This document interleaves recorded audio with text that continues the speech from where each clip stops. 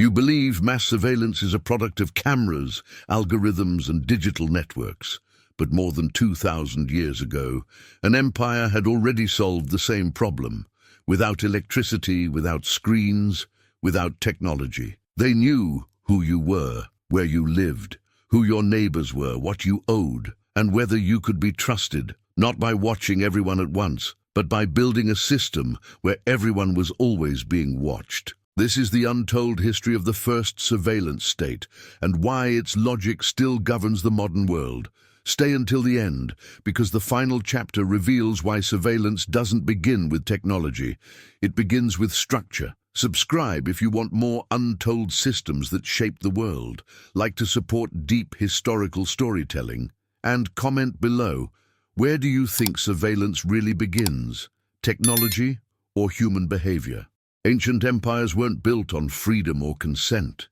They were built on the desperate need to prevent collapse. For centuries before the rise of systematic surveillance, rulers across the world faced the same recurring nightmare. How do you govern millions of people you will never meet, across territories too vast to personally patrol, in societies where loyalty shifts with every harvest failure or military defeat? The answer that eventually emerged wasn't philosophical, it was structural. Surveillance became inevitable the moment empires grew too large for personal rule. The chaos that preceded organized surveillance was profound and persistent. The Warring States period in China, from 475 to 221 BCE, saw constant warfare between rival kingdoms that devastated populations, destroyed infrastructure, and made stability seem impossible. Dynasties rose and fell within generations.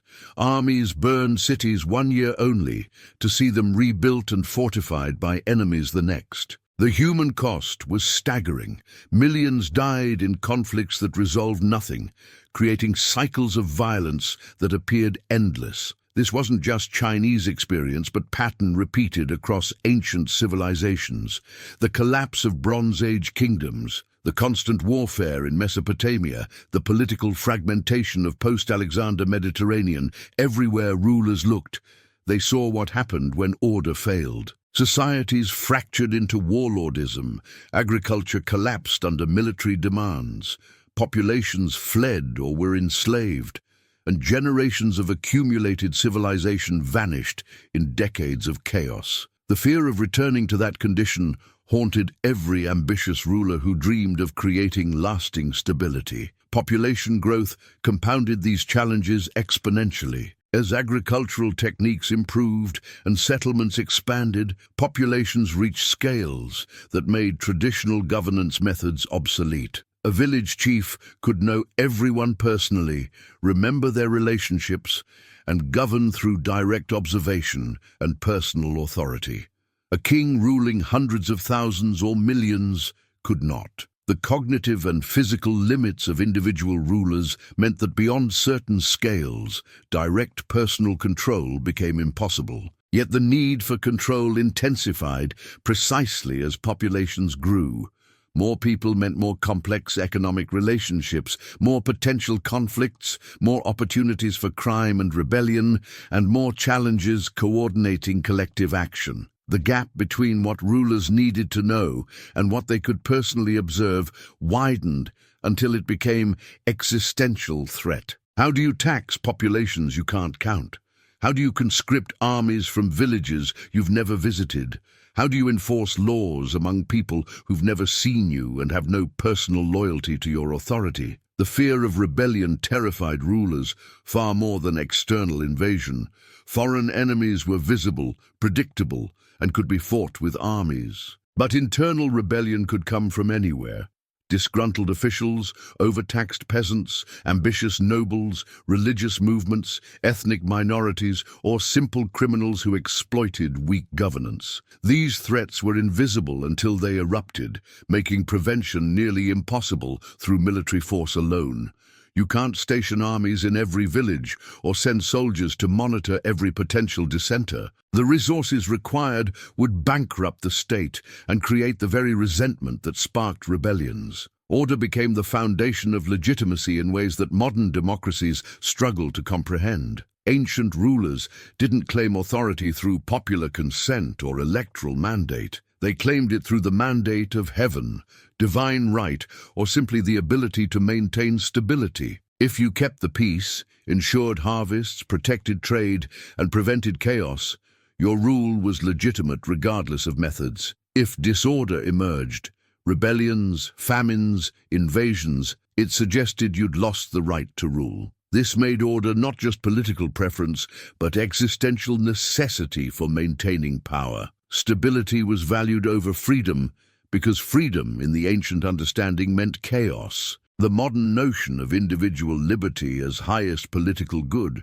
would have seemed insane to most ancient peoples who'd experienced what happened when central authority collapsed. Freedom meant warlords fighting over your village, bandits raiding your harvest, conscription by whoever currently controlled your region, and constant uncertainty about basic survival. Stability, even authoritarian stability, offered predictability that made agriculture, trade, family formation, and normal life possible. Trust could no longer be personal once empires exceeded the scale of face-to-face relationships. A ruler in a capital city couldn't personally know the officials governing distant provinces.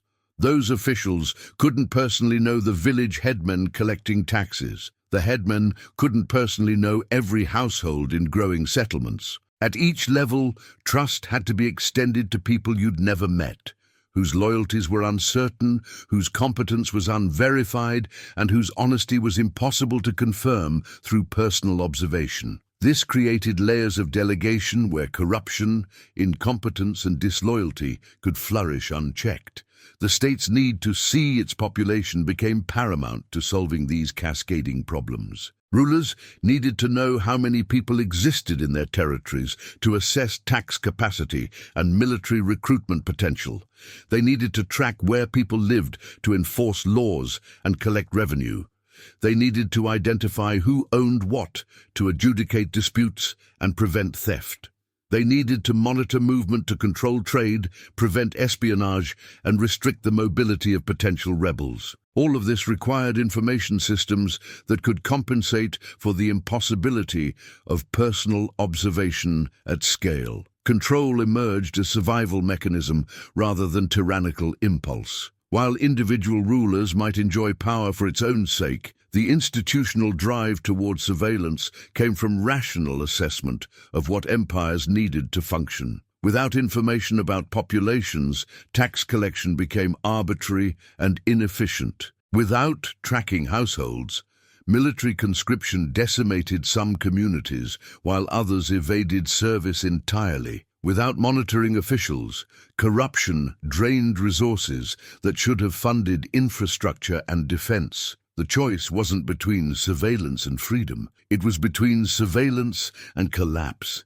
This created a paradox that shaped governance for millennia. The larger and more successful an empire became, the more urgently it needed surveillance systems to maintain that success. Growth generated complexity that overwhelmed traditional personal governance methods.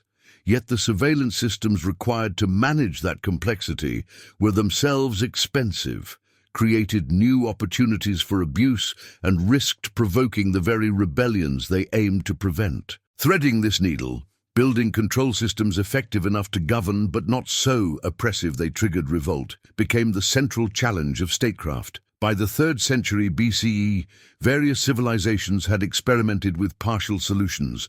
Some relied heavily on military force, maintaining order through intimidation, but bleeding resources to sustain armies. Others developed religious or ideological systems that encouraged voluntary compliance but struggled when belief weakened. A few created bureaucratic structures that tracked populations through written records, but found these systems limited by literacy, corruption, and the physical challenges of maintaining paper trails across vast distances. What none had achieved was comprehensive surveillance.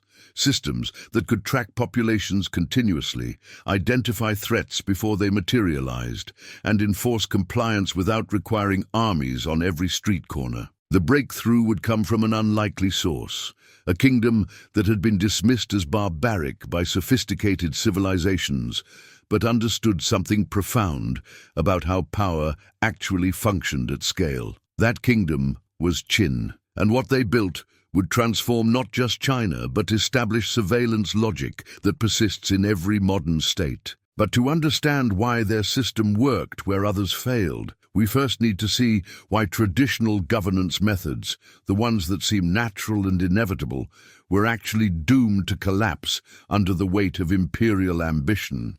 Before the Qin dynasty unified China in 221 BCE, the landscape was dominated by a feudal system that appeared natural and inevitable, but was actually fragmenting into dysfunction. Power flowed through personal relationships. Lords granted land to vassals who swore loyalty and provided military service in return. This worked reasonably well at small scales, where everyone knew everyone else, and honor had social consequences. But as kingdoms expanded and populations grew, these personal bonds stretched thin and eventually snapped under pressures they were never designed to handle. Feudal loyalties created fundamental governance problems that no amount of tradition could solve.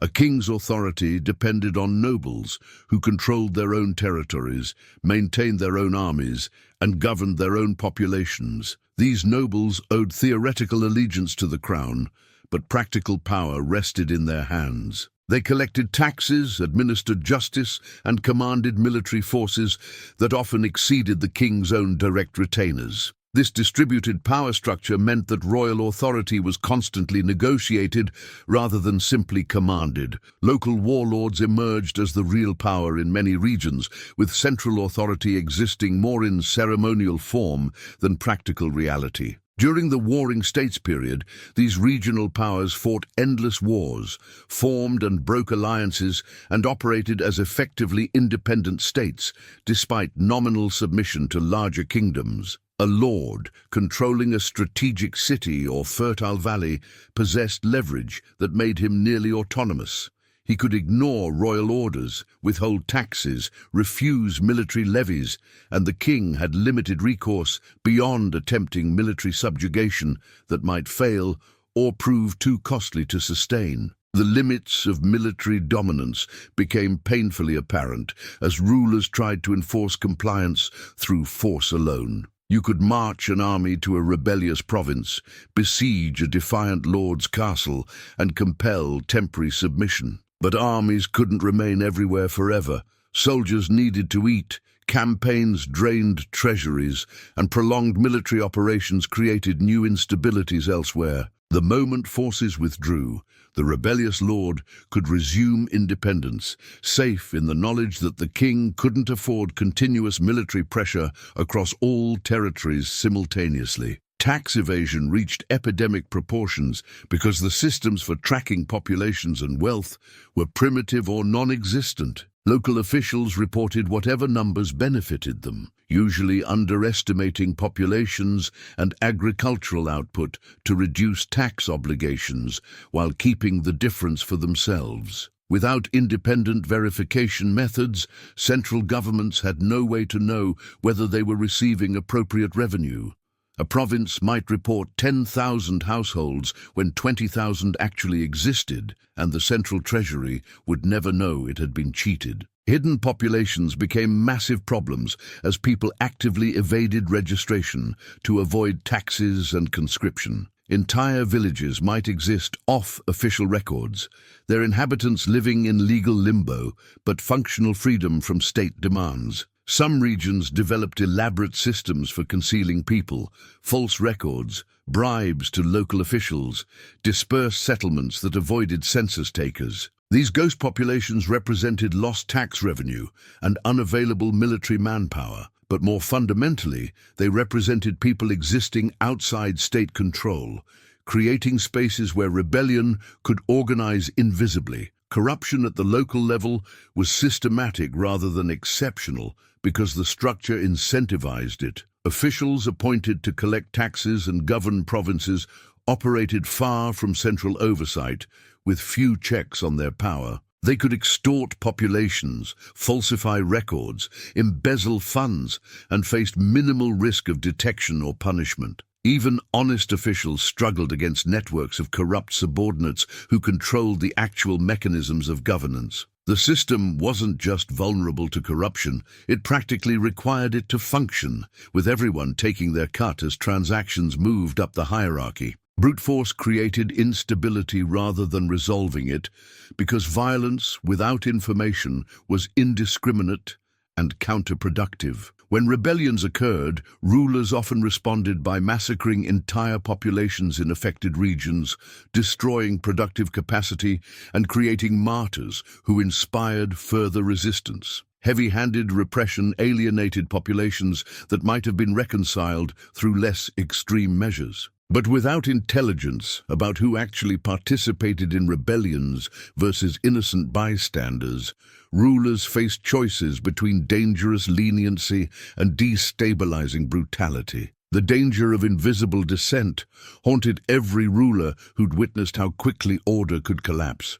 Rebellions didn't announce themselves in advance. They began as quiet conversations, secret meetings, and gradually accumulating grievances that remained invisible until the moment they exploded into violence. By then, it was often too late for anything except brutal suppression that created new cycles of resentment. Rulers needed to detect dissent before it organized, but traditional feudal structures provided no mechanisms for monitoring what people thought or discussed privately. Information gaps became existential threats as kingdoms competed for survival. A ruler who didn't know his actual population couldn't properly assess his military potential. One who didn't know his true tax revenue couldn't plan campaigns or infrastructure. One who didn't know which officials were corrupt couldn't reform administration. One who didn't know where dissent was brewing couldn't prevent rebellions. These information deficits created strategic vulnerabilities that rivals could exploit. Better-informed kingdoms conquered poorly informed ones regardless of agricultural or military advantages on paper. Military intelligence was primitive and unreliable, depending on scouts, spies, and interrogation of prisoners or deserters. This provided tactical information about enemy troop movements, but little strategic insight into broader conditions. Rulers might know where an enemy army currently stood, but not the economic capacity supporting it, the loyalty of its commanders, or the morale of its troops. Decisions were made partially blind, with catastrophic consequences when assumptions proved wrong. The administrative apparatus that existed was overwhelmed by the scale of governance challenges. The Zhou dynasty, which nominally ruled China for centuries, maintained a bureaucracy that was sophisticated for its time, but entirely inadequate for managing millions of people across vast territories. Officials were too few, communication too slow, record-keeping too inconsistent, and verification mechanisms too weak. The machinery of government couldn't process the information volume that effective governance required. Some attempted reforms focused on improving existing systems, better officials, stricter oversight, harsher punishments for corruption. These produced temporary improvements, but inevitably degraded back to dysfunction because they didn't address structural problems. As long as governance depended on personal loyalty and local autonomy, the center couldn't effectively control the periphery. As long as information flowed through chains of potentially corrupt officials, the top never knew the real situation at the bottom. The realization dawned gradually among more thoughtful rulers and philosophers. Armies were not enough. You could have the finest warriors, the best weapons, the most brilliant generals, and still lose if you didn't know what was actually happening in your own territories. Military power was necessary, but insufficient. The kingdom that figured out how to systematically gather information, verify compliance, and detect threats before they materialized would possess decisive advantage over rivals relying on traditional feudal structures. This realization created demand for entirely new approaches to governance. Philosophers began theorizing about ideal administrative systems. Practical-minded officials experimented with record-keeping innovations. Military strategists recognized that intelligence was as important as tactics. The pieces were assembling for a revolutionary transformation in how states exercised power. But theory and incremental reform weren't enough. What China needed was a state willing to abandon tradition entirely, to build governance systems from first principles without regard for how things had always been done. That state emerged from the western frontier, considered barbaric by sophisticated eastern kingdoms. They called themselves Qin, and they were about to invent something that would outlast their empire by millennia: surveillance as systematic state policy. The Qin state didn't stumble into surveillance accidentally. They engineered it deliberately, building systems designed from the ground up to solve the information problems that had paralyzed every other Chinese kingdom. What made Qin revolutionary wasn't military strength or economic wealth. They were a frontier kingdom, considered crude by sophisticated Eastern states. What made them unstoppable was their willingness to abandon every traditional assumption about how governance should work and replace it with cold, systematic control. Centralized administration was the foundation of everything that followed. The Qin abolished the feudal system entirely, eliminating hereditary nobles and their autonomous territories. Instead, they divided the kingdom into commanderies and counties administered by officials appointed by and answerable only to the central government. These weren't local lords with independent power bases, but bureaucratic functionaries who could be rotated, replaced, or executed if they failed. Power flowed in one direction, downward from the emperor through a hierarchy designed to prevent any official from accumulating independent authority. This administrative revolution required unprecedented record-keeping. Every commandery maintained registers of households, population, agricultural output, and tax obligations. These weren't rough estimates, but detailed inventories updated regularly and cross-referenced against reports from neighboring regions. The Qin demanded accuracy, because inaccurate records meant lost tax revenue, missed conscription quotas, and intelligence gaps that enemies could exploit. Officials who submitted false reports faced severe punishment, creating incentives for precision that earlier dynasties had never achieved. Household registration became the primary tool for tracking and controlling populations. Every family was registered with detailed information: names of all members, their ages, occupations, land holdings, and tax obligations. This wasn't voluntary census where people self-reported information that might or might not be accurate. This was mandatory registration, enforced through penalties for non-compliance and rewards for neighbors who reported unregistered households. The system created comprehensive databases of human existence, transforming invisible populations into visible, countable, controllable subjects.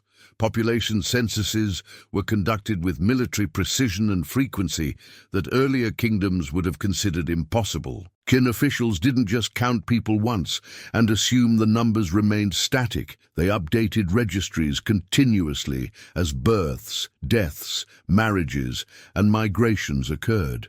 This required massive bureaucratic apparatus and literate officials stationed throughout the kingdom, but it gave the central government real-time awareness of demographic changes that affected everything from military recruitment to food distribution. Identity control emerged as a natural extension of registration systems.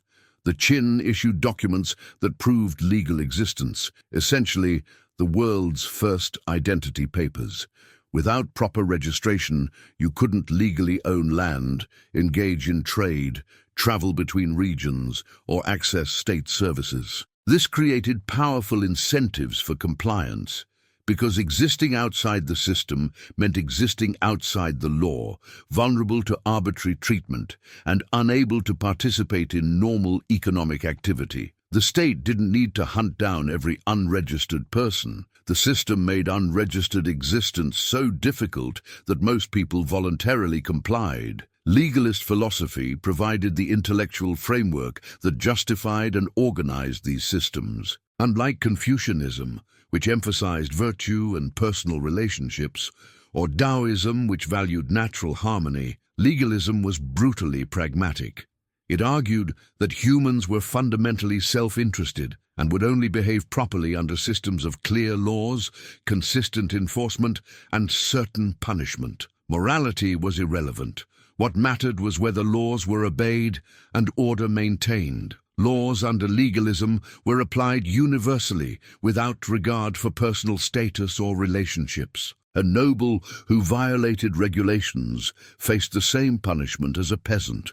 An official who failed his duties was executed regardless of past service or family connections. This represented radical departure from feudal systems where justice was negotiated based on personal relationships and social hierarchy. Qin law was impersonal, standardized, and mercilessly consistent. Everyone knew the rules, and everyone faced consequences for violations. Collective responsibility formed the psychological core of Qin's surveillance system. The kingdom was organized into units of 5 to 10 families who were mutually responsible for each other's behavior. If one family member committed a crime and the others didn't report it, all were punished. This created networks of mutual surveillance where neighbors watched neighbors not out of loyalty to the state, but out of self-preservation. You reported suspicious activity because failure to do so meant your own family might be executed for someone else's crime. This system was diabolically effective because it required minimal state resources. The government didn't need armies of informants or surveillance officers.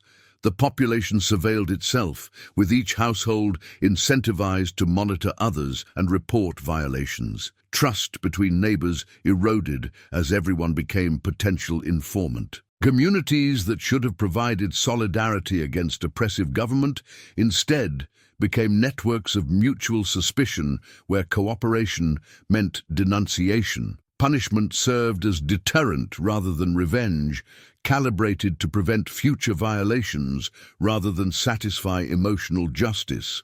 The Qin Code specified punishments with mathematical precision.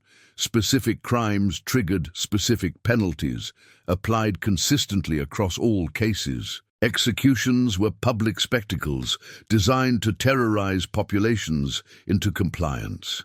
Mutilation marked criminals visibly, advertising their violations to everyone they encountered. The brutality wasn't sadistic impulse, but calculated policy. Make the consequences of law-breaking so severe that fear prevented violations. Surveillance was embedded into daily life through regulations that required constant interaction with state apparatus. Travel between regions required permits issued by local officials. Large purchases required documentation, employment changes required registration updates, marriage required official approval, death required formal notification. Every significant life event created an encounter with bureaucracy that verified your continued existence within the system and updated records accordingly. The genius and horror of the Qin system was its comprehensiveness. Earlier kingdoms had attempted pieces of this. Registration here, collective responsibility there, harsh punishments everywhere. But none had integrated these elements into a coherent whole where each component reinforced the others. Registration made collective responsibility possible because it established who belonged to which unit. Collective responsibility made surveillance self-sustaining because it turned populations against themselves. Harsh punishments made both registration and denunciation seem rational because the alternative was worse. The system worked with terrifying efficiency. Tax collection reached unprecedented levels because evasion became nearly impossible. Military conscription drew from accurate population data rather than guesswork. Rebellions were detected and crushed before they organized because the mutual surveillance networks identified dissent early. The Qin state knew more about its population than any previous government in history, and that knowledge translated directly into power that traditional kingdoms couldn't match. But there was a cost beyond the obvious brutality. The Qin system created a society saturated with fear, where trust became dangerous and privacy impossible. Every conversation might be reported, every unusual behavior noted, every deviation from expectation investigated. People learned to police their own thoughts because expressions could be fatal. The surveillance state achieved order by making everyone complicit in their own oppression. Yet for all its ruthless efficiency, the Chin system faced a fundamental problem. It still required observation. Officials had to collect reports, process denunciations, verify compliance. This created bottlenecks and opportunities for corruption or resistance. What the Qin needed, and what would emerge in refined form under subsequent dynasties, was surveillance that didn't require watching at all, a system where the mere possibility of observation shaped behavior even when no one was actually watching. The most sophisticated surveillance isn't constant monitoring, it's the internalized belief that you might be monitored at any moment. The Qin dynasty and its successors understood something that modern surveillance states would rediscover millennia later. Actual observation is expensive and imperfect, but the fear of potential observation costs nothing and controls everything. They built systems where people surveilled themselves because they could never be certain whether anyone was watching. Neighborhood units, called the Biogea system in later refinements, transformed entire communities into self-monitoring networks. Groups of households were bound together with explicit responsibility for each member's behavior. This wasn't informal community policing, but legally codified mutual surveillance with severe consequences for failure. If someone in your unit committed a crime or harbored dissent, and you failed to report it, you shared their punishment. Your survival depended on knowing what your neighbors were doing and reporting anything suspicious. This created a peculiar social dynamic where everyone watched everyone else, but not continuously. You couldn't physically observe your neighbors every moment. Instead, you paid attention to patterns, noticed changes, and stayed alert to deviations from normal behavior. Someone suddenly receiving nighttime visitors, a family hoarding more food than their registered land should produce, conversations that stopped abruptly when others approached. These small anomalies became triggers for suspicion, because the cost of ignoring them might be your family's execution. Mandatory reporting of suspicious behavior wasn't optional or encouraged. It was legally required with punishment for failure to comply. The state defined broad categories of reportable activities: criticism of government, unauthorized gatherings, possession of banned materials, unusual travel, contact with foreigners or strangers, economic activity that didn't match registered status. The categories were deliberately vague, forcing people to interpret their neighbors' actions through the state's paranoid lens. Was that late-night meeting just friends drinking, or could it be seditious planning? Report it, because guessing wrong could be fatal. Incentivized denunciation added positive motivation to the negative fear of punishment. The state rewarded informants with money, land, social advancement, or exemption from taxes and labor service. A peasant could improve his family's status by reporting a neighbor's violation. An ambitious commoner could attract official attention through useful denunciations. This created perverse incentives where people searched for violations to report, sometimes fabricating accusations to gain rewards. The system didn't just punish silence, it profited speech, turning denunciation into a viable economic strategy. The psychology this created was devastating to social trust. Every relationship contained potential betrayal. Your neighbor might genuinely be your friend, or might be calculating whether denouncing you would bring more benefit than your friendship. Family members turned on each other when rewards were sufficient, or when self-preservation demanded it. The bonds that normally held communities together, mutual aid, shared interests, family loyalty, became weapons the state could activate whenever useful. Society didn't fracture accidentally under this pressure. It was deliberately shattered to prevent collective resistance. Officials supervising officials created redundant observation networks within the bureaucracy itself. No administrator worked alone or without oversight. Inspectors made unannounced visits to verify that local officials were maintaining accurate records, collecting proper taxes, and enforcing laws consistently. These inspectors were themselves monitored by higher-level officials, creating chains of surveillance that theoretically prevented corruption through mutual fear. Every official knew that colleagues might be reporting their activities, creating incentives for strict compliance with central directives. Rotating administrators prevented the development of local loyalties that might compromise central authority. Officials were regularly transferred to different regions, never serving long enough in one place to build independent power bases or strong relationships with local populations. This prevented the feudal problem where local lords became effectively autonomous. An administrator knew that next year he might govern a different province, making long-term schemes risky. His loyalty remained oriented toward the central government that controlled his career rather than the temporary population he currently administered. Records replaced personal judgment as the foundation for administrative decisions. Everything was documented. Tax collections, criminal cases, resource allocations, personnel appointments, legal rulings. Officials made decisions not based on personal assessment or local knowledge, but on what records indicated should happen. This standardized governance across the empire, but also made bureaucracy into a surveillance mechanism. Every transaction created documentation that could be reviewed, audited, and used to evaluate the official who recorded it. The paper trail became evidence that could condemn careless or corrupt administrators.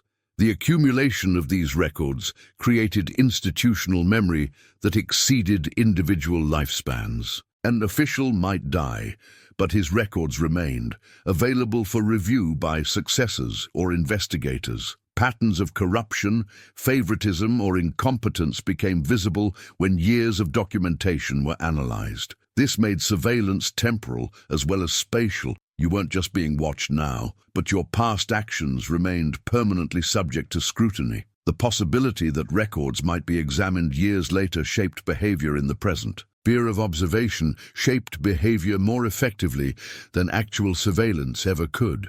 Most people, most of the time, were not being actively watched. The state lacked resources to monitor everyone continuously, but because observation was possible, unpredictable, and potentially catastrophic if it detected violations, people behaved as if they were always under scrutiny. This internalized discipline was far more efficient than physical monitoring because it required no state resources.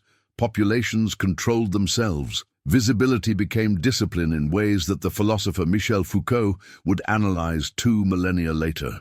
The architecture of control wasn't primarily physical, but psychological.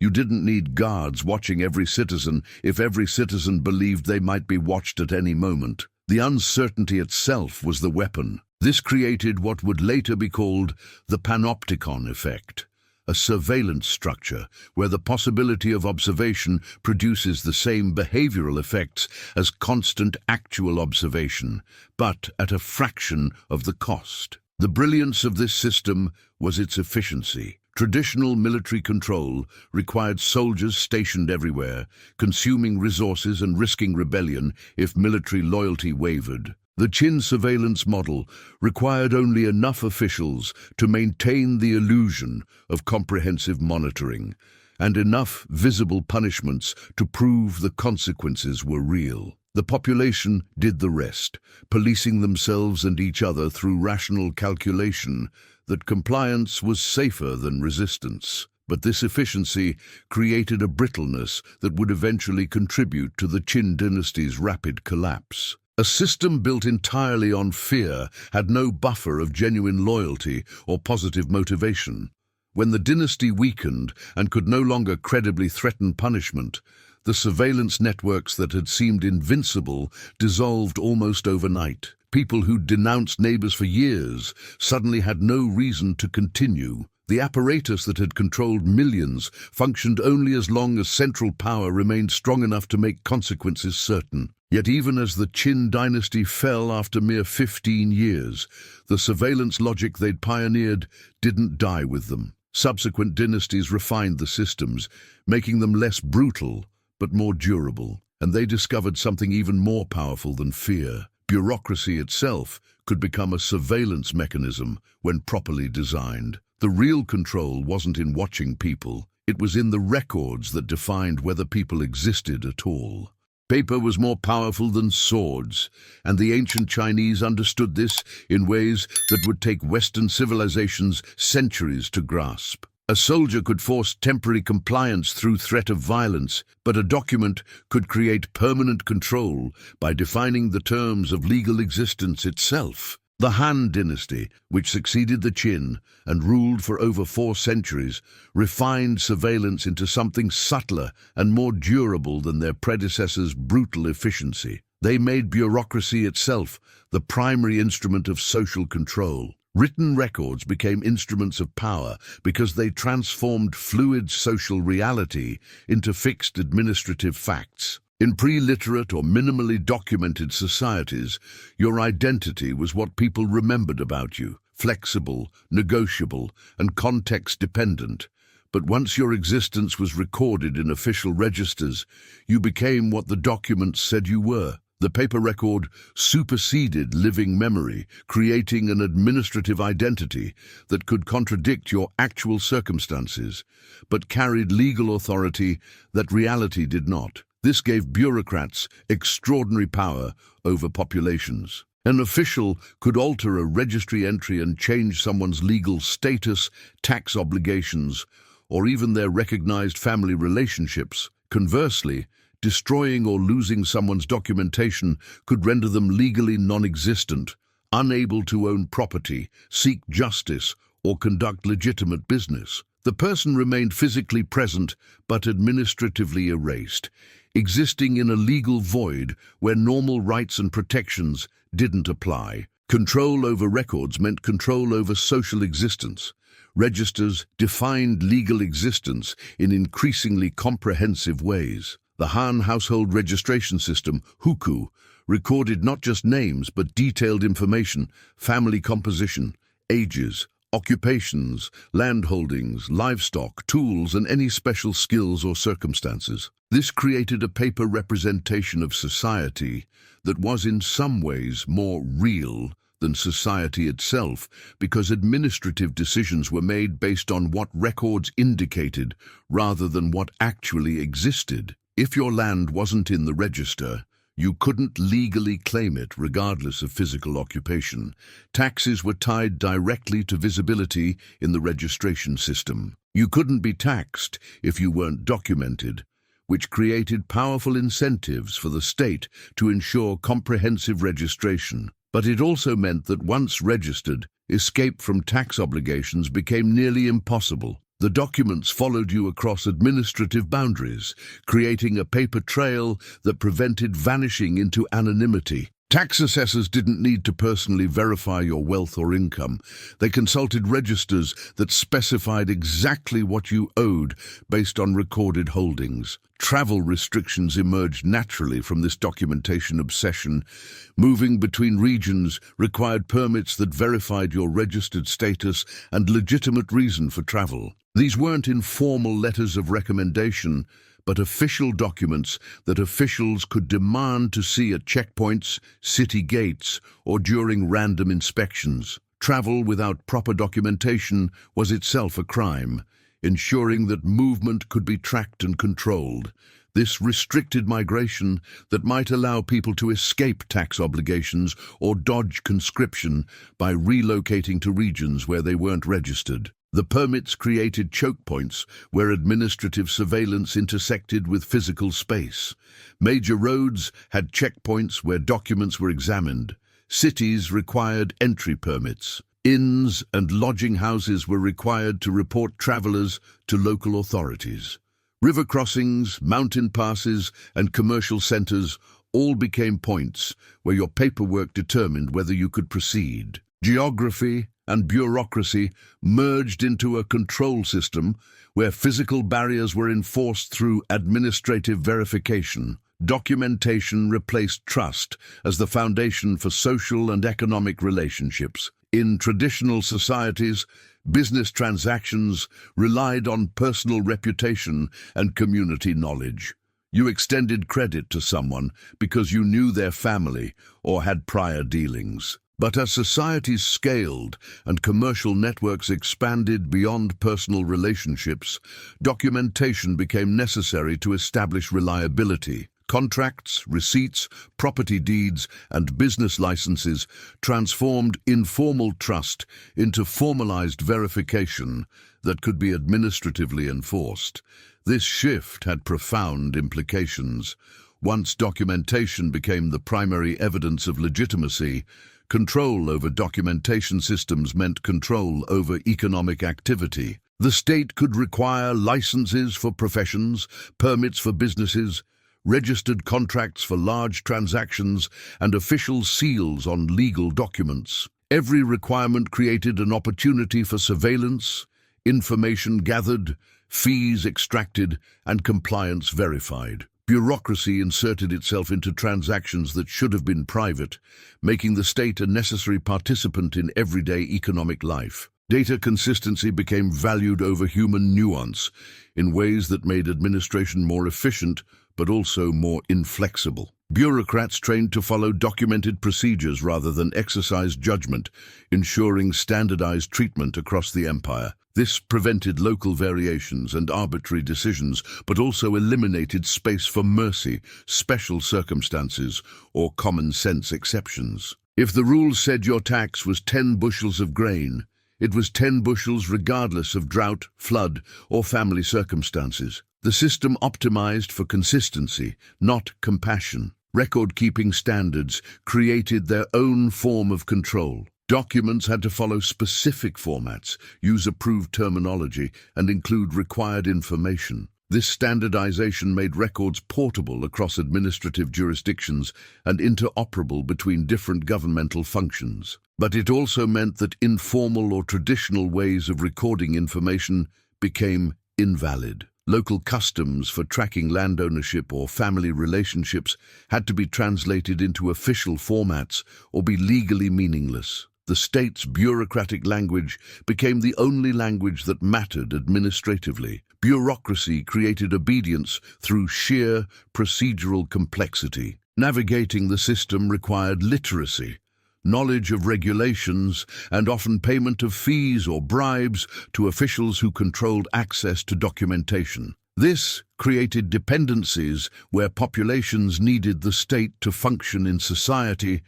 You couldn't legally exist, own property, conduct business, or travel without engaging bureaucracy. Resistance meant cutting yourself off from systems necessary for survival, making compliance the rational choice for most people most of the time. The multiplication of required documents turned administration into a surveillance web.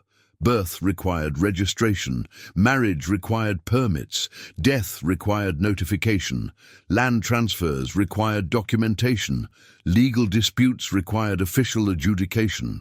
Each bureaucratic encounter generated records that updated the state's knowledge about individuals and families. The cumulative effect was a paper model of society that tracked people from birth to death, recording every legally significant event and creating comprehensive histories that could be reviewed at any time. Why paper outlasted armies became clear over centuries of Chinese history. Dynasties rose and fell, armies conquered and were conquered, but bureaucratic systems persisted across regime changes. New rulers might execute the old dynasty's officials, but they kept the registration systems, the tax records, the administrative divisions, the infrastructure of control. The paper trail that documented populations and enforced order was too valuable to destroy. It represented institutional knowledge that took generations to accumulate and was immediately useful to anyone who wanted to govern effectively. The records themselves became historical continuity that transcended political upheaval. When the Han dynasty eventually fell, its successor states inherited the bureaucratic apparatus largely intact. The administrative geography, the household registration system, the tax frameworks, all continued with modifications rather than wholesale replacement. This created a form of governmental immortality where the techniques of control survived the regimes that created them. passed down through centuries because they worked. But China wasn't the only civilization discovering that documentation and bureaucracy could serve surveillance purposes. Across Eurasia, other empires were independently developing their own systems for tracking populations and enforcing order. And what they all discovered was that surveillance, once invented, spread like a virus, copied, adapted, and refined by every state that understood the power it offered. Surveillance wasn't a uniquely Chinese innovation. It was a parallel discovery made by every empire that reached sufficient scale and sophistication to need it. What made the ancient world's surveillance revolution remarkable wasn't that one civilization invented these techniques, but that multiple societies independently arrived at similar solutions to the same fundamental problem. How do you control populations too large to govern through personal authority alone? The answer, discovered from the Mediterranean to the Indus Valley, was systematic observation embedded into administrative structure. The Han dynasty refined Qin's brutal efficiency into something more sustainable and culturally palatable. Where the Qin had ruled through naked terror, the Han wrapped surveillance in Confucian ideology that emphasized moral education and virtuous governance. But beneath the philosophical veneer, the mechanisms remained: household registration, collective responsibility, bureaucratic record-keeping, and mutual surveillance networks. The innovation was making these systems seem natural rather than oppressive, integrating them so completely into daily life that they became invisible background rather than conspicuous tyranny. Han administrators perfected the art of routine surveillance. Regular censuses weren't dramatic events, but bureaucratic necessities conducted with methodical precision that updated records continuously. Tax collection became formalized ritual where officials arrived with existing documentation, verified current circumstances, and adjusted registries accordingly. The state's knowledge of its population was constantly refreshed, creating dynamic rather than static databases that reflected actual conditions rather than outdated assumptions. Roman informant networks operated differently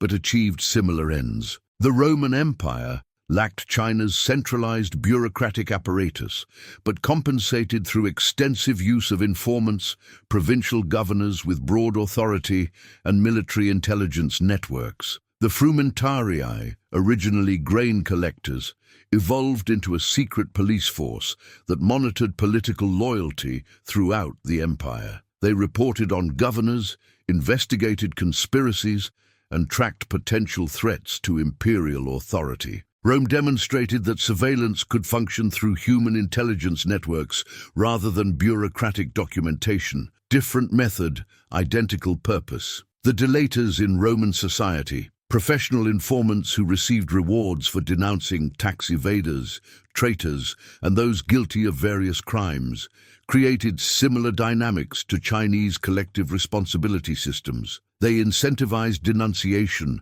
destroyed trust, and made private criticism of authority dangerous. Rome never developed China's comprehensive registration systems, but through legal mechanisms that encouraged informing and rewarded loyalty, they achieved comparable population control. The cultural expression differed, but the underlying logic was identical. Persian administrative oversight under the Achaemenid Empire employed yet another approach. The king's eyes and ears, inspectors who traveled the empire, monitoring provincial governors and reporting directly to the imperial court. These weren't permanent bureaucrats, but mobile observers whose unpredictability prevented local officials from concealing corruption or disloyalty. The Persian system recognized that fixed bureaucracies could be corrupted, but irregular inspections kept everyone uncertain about when they might be observed, creating the same panopticon effect through different mechanisms.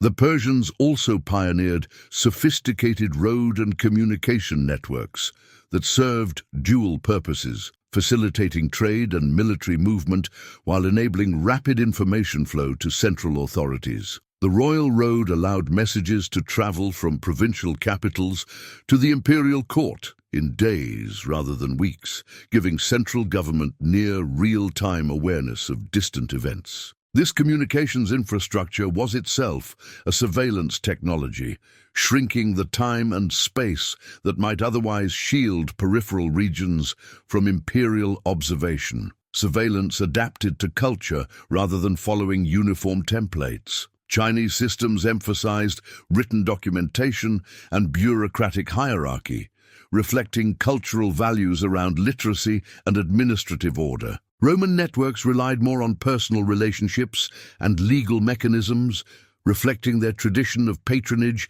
and legal formalism. Persian oversight used mobile inspectors and communication infrastructure, reflecting an empire that valued rapid military response and maintained control over vast distances. Each civilization developed surveillance compatible with its existing cultural frameworks, but all achieved the same functional result: populations that could be tracked, controlled, and prevented from organizing effective resistance. The shift to monitoring loyalty instead of just behavior represented a crucial evolution in surveillance sophistication. Early systems focused on preventing specific crimes, tax evasion, rebellion, criminal activity. But more refined approaches recognized that behavior was less important than attitude. A population that obeyed laws from fear might still harbor dangerous resentments that could explode when opportunity arose. The goal became monitoring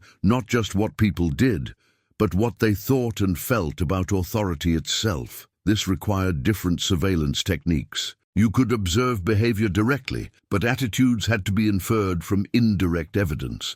What people said in unguarded moments, who they associated with, what literature they consumed, how enthusiastically they participated in state rituals. Roman authorities monitored attendance at imperial cult ceremonies, not because the rituals themselves mattered religiously, but because participation demonstrated loyalty. Refusal to participate marked you as potentially seditious, regardless of whether you'd committed any actual crime. Intelligence became governance, rather than just serving governance. Traditional intelligence gathered information to support military campaigns or criminal prosecutions, but surveillance states integrated intelligence collection into routine administration so thoroughly that the distinction between governing and spying dissolved. Every census was intelligence gathering. Every tax assessment was surveillance. Every travel permit was monitoring. Governance became continuous observation that incidentally performed administrative functions rather than administration that occasionally employed surveillance. The spread of systemic observation across Eurasia suggests these techniques weren't cultural accidents, but functional necessities of empire at scale. As soon as a polity reached the size where personal rule became impossible, surveillance systems emerged to bridge the gap between central authority and distant populations. The specific forms varied, but the underlying imperative remained constant.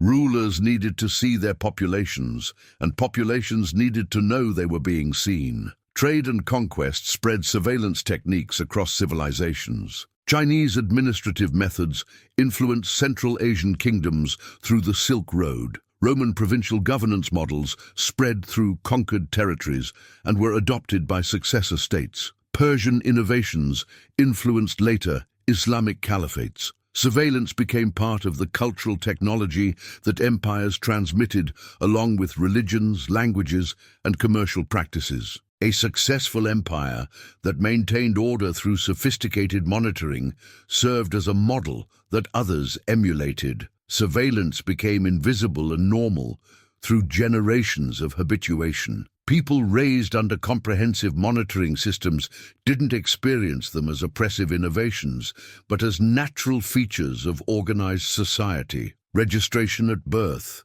documentation for marriage, permits for travel. These seemed as inevitable as weather, not political choices that could be otherwise. Each generation that accepted surveillance as normal transmitted that acceptance to the next until the systems achieved cultural invisibility that made them nearly impossible to question or resist. The psychological effect was profound. Surveillance transitioned from something imposed by conquerors to something that defined civilization itself. Populations came to associate order, prosperity, and security with the very systems that controlled them. The absence of surveillance seemed synonymous with chaos and barbarism.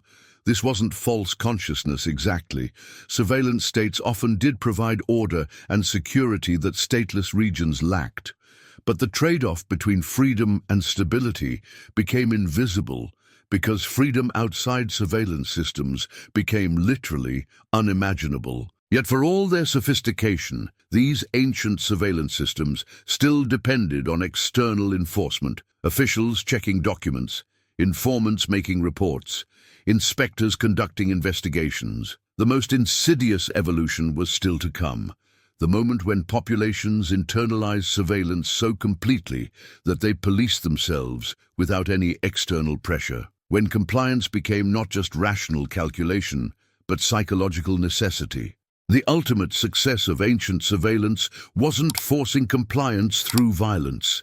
It was making compliance feel voluntary. Over generations, surveillance states discovered something more powerful than fear. They could engineer societies where people wanted to be watched, where visibility felt like safety rather than oppression, and where the absence of monitoring created anxiety instead of relief. This psychological transformation was surveillance's true masterpiece, creating control that persisted even when enforcement mechanisms weakened or disappeared entirely. The fear of being reported operated on multiple psychological levels simultaneously.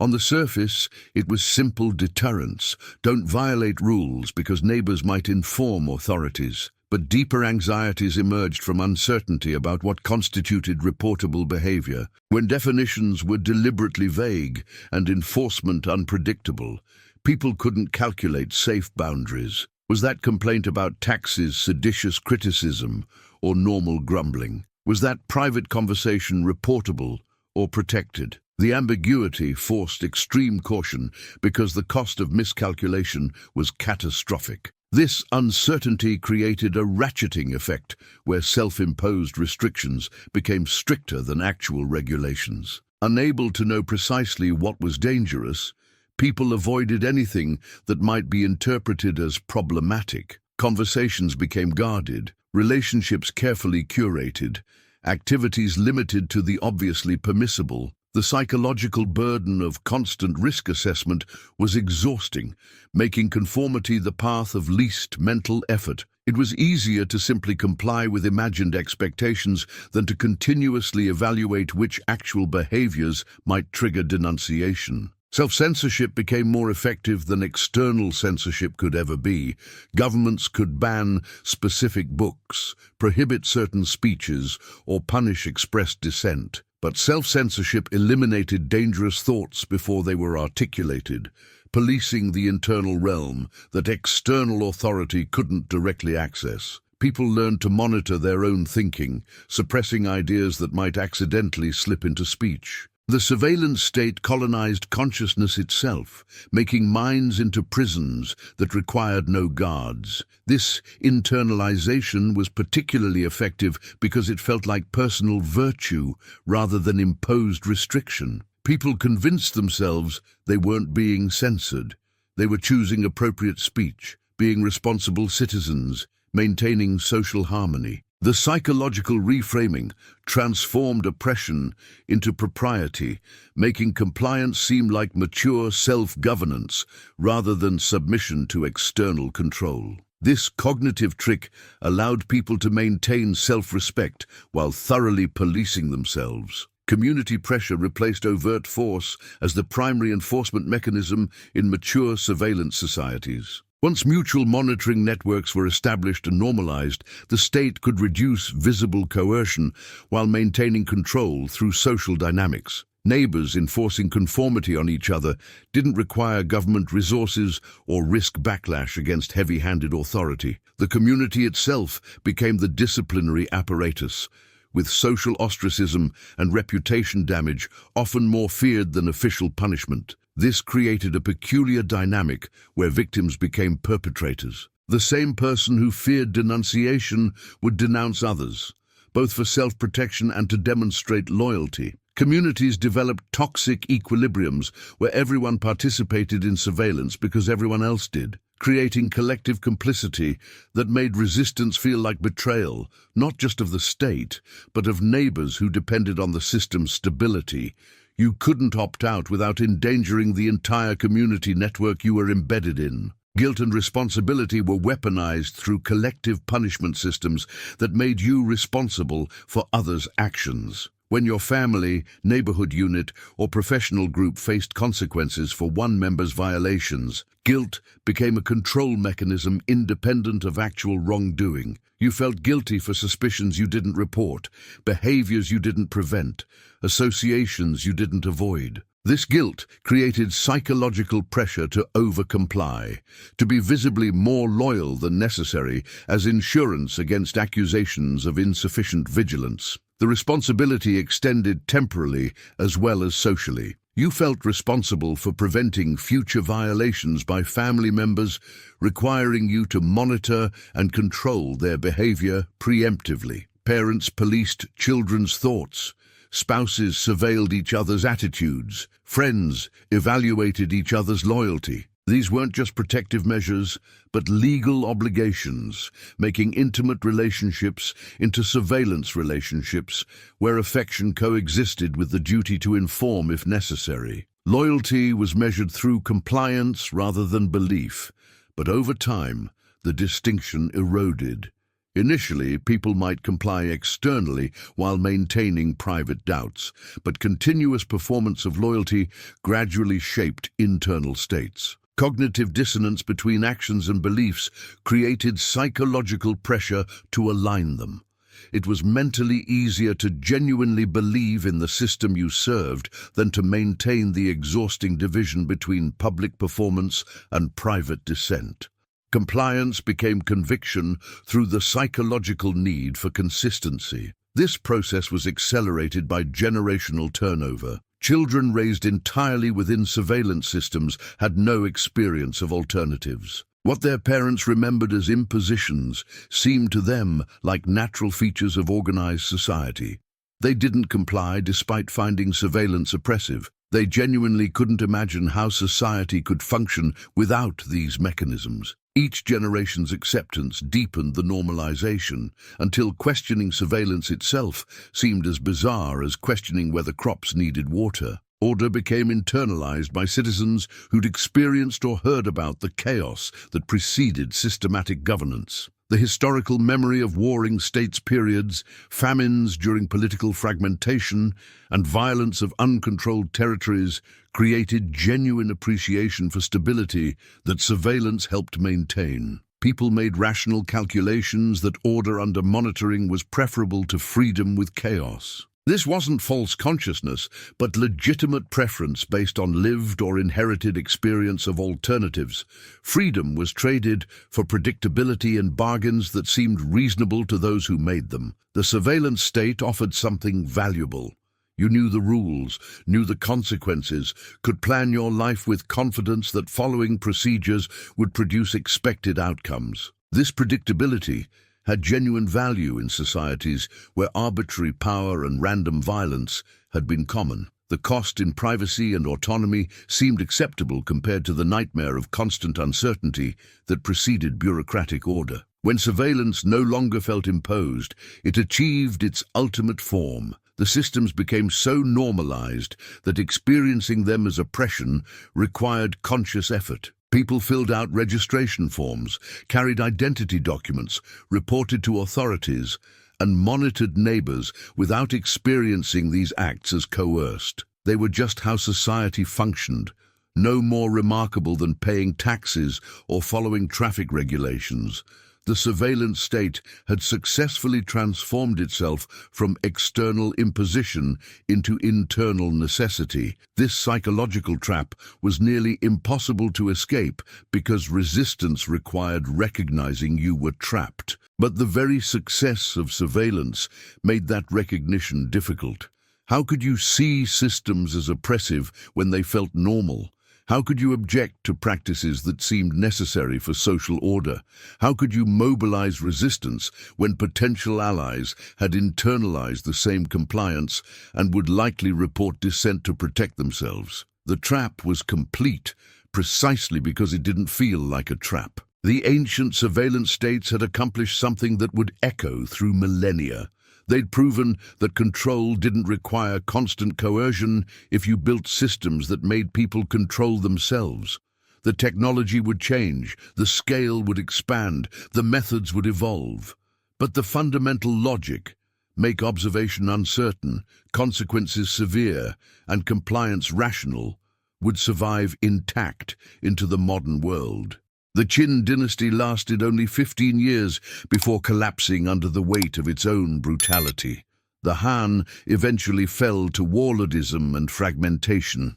The Roman Empire crumbled. The Persian dynasties rose and fell in cycles. But the surveillance logic they pioneered, the understanding that power requires information, that populations must be visible to be governed, that compliance can be engineered through structure rather than force, never died. It evolved, adapted, and spread until it became the foundational assumption of statecraft itself. The survival of surveillance logic across regime changes and civilizational collapses reveals something crucial. These weren't arbitrary tyrannical impositions, but functional solutions to governance problems that persist across time. Every government that reached sufficient scale faced identical challenges: how to collect taxes fairly, conscript armies effectively, prevent rebellions, maintain order, and ensure laws were enforced consistently. The surveillance techniques developed by ancient empires addressed these challenges so effectively that subsequent regimes, even those that overthrew the original builders, kept the systems largely intact. Chinese dynasties demonstrated this pattern repeatedly. The Qin fell, but the Han adopted their administrative geography, registration systems, and bureaucratic structures. When the Han collapsed, successor states maintained the surveillance apparatus because it was too useful to abandon. The Tang dynasty refined these systems further. The Song enhanced record-keeping. The Ming perfected household registration. Each regime modified and improved the core logic without ever questioning whether comprehensive population monitoring was necessary. It had become axiomatic that governance required surveillance.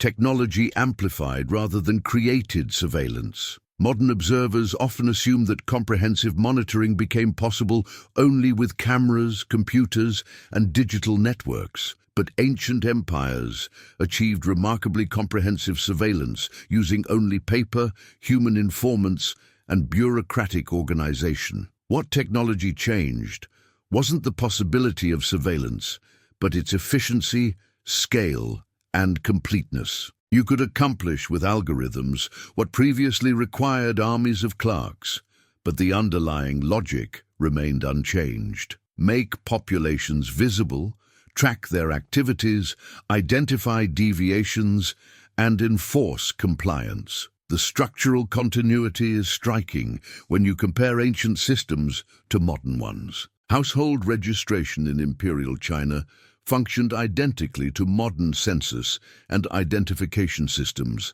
They established legal identity, tied people to geographic locations, and created databases that enabled taxation and conscription. Travel permits in ancient empires served the same purpose as modern passports and visas.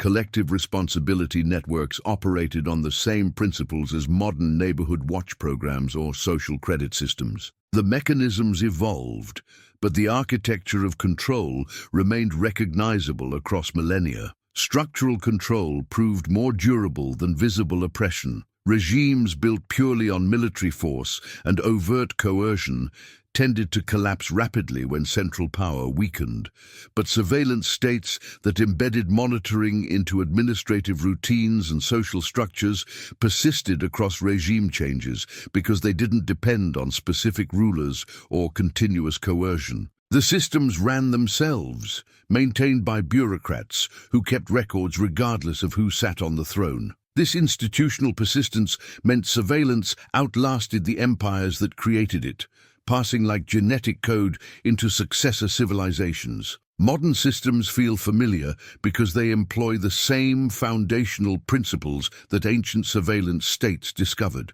Registration at birth establishes legal identity. Documentation proves eligibility for services and rights. Travel requires identity verification. Economic transactions generate records. Social media creates comprehensive databases of relationships and communications. Employment requires background checks. The specific technologies differ, but the logic is identical. Make people visible, track their activities, create consequences for non-compliance, and use information asymmetry to maintain control. The transition from direct observation to data collection represents evolution rather than revolution in surveillance. Ancient systems relied on human observers, census takers, tax collectors, informants, inspectors. Modern systems rely increasingly on digital data, transaction records, location tracking, communication metadata, behavioral analytics. But both approaches serve identical purposes, making populations knowable to authority while keeping the mechanisms of observation obscure to those being monitored. Data replaces eyes, but the gaze remains the same. The illusion of anonymity in modern surveillance is particularly insidious because it makes control feel like freedom. You're not being watched by a person, just processed by a system. You can do anything you want, as long as you carry your phone, use your credit card, and stay connected to networks that log everything. This creates the psychological experience of liberty while maintaining comprehensive monitoring that ancient emperors would envy. The surveillance is more total than anything historical empires achieved, but it feels less oppressive because it's mediated through technology rather than imposed by visible authority. Ancient fears persist in modern form because the fundamental anxieties haven't changed. Will I be reported for dissent? Are my communications being monitored? Will my past actions be used against me? Can I trust the people around me? These questions haunted subjects of ancient surveillance states and trouble citizens of modern ones. The specific triggers differ. Today, it's digital footprints rather than denunciations to magistrates. But the underlying psychological experience of being potentially observed and vulnerable to consequences remains unchanged. What power still needs to function is fundamentally what it needed 2,000 years ago. Information about populations, ability to track individuals, mechanisms to enforce compliance, and systems that make resistance seem futile or irrational. Technology makes these capabilities more efficient, but it doesn't change their essential nature. A modern state using facial recognition cameras to monitor populations is doing exactly what a Han Dynasty official did with household registries, establishing who exists, where they are, and whether they're complying with authority. The paper has become pixels, but the purpose is identical. The most disturbing continuity is how surveillance naturalizes itself across generations. Just as ancient populations eventually stopped experiencing registration and monitoring as impositions, modern populations accept comprehensive digital surveillance as the necessary price of participation in contemporary society. You can't function economically, socially, or politically without generating data trails that authorities can access. This isn't experienced as oppression, but as normal operation of modern life. The trap closes without anyone noticing it was a trap. Some argue that democratic accountability and legal protections distinguish modern surveillance from ancient authoritarianism. But the structural logic remains identical, and history suggests that legal safeguards erode under sufficient pressure. Ancient empires also had laws limiting surveillance powers, at least theoretically. What mattered wasn't legal text, but structural incentives and power dynamics. When institutions benefit from comprehensive monitoring and populations have habituated to it, laws protecting privacy become suggestions that authorities interpret flexibly. The persistence of surveillance across such radically different technological and political contexts suggests something uncomfortable. Maybe comprehensive population monitoring isn't a temporary aberration or technological accident, but a fundamental requirement of governance at scale. Maybe states inevitably develop surveillance capabilities because the alternative, governing without information, is functionally impossible beyond certain population thresholds. This doesn't make surveillance good or necessary in moral terms, but it might make it inevitable in structural terms. Which brings us to the question that ancient surveillance states first posed and modern ones still can't answer. If comprehensive monitoring is what power requires to function, and if populations eventually accept and even demand the order that surveillance provides, then what does resistance even mean? Is privacy a right we've lost, or an illusion we never really possessed once we agreed to live in organized societies at scale? The first surveillance state wasn't built with cameras or machines. It was built with fear, records, incentives, and structure. Technology didn't invent surveillance. It only made it faster. What ancient empires understood, and modern societies often forget, is that the most effective control is the one that feels normal. Because when surveillance becomes invisible, it no longer needs to watch everyone. Everyone watches themselves.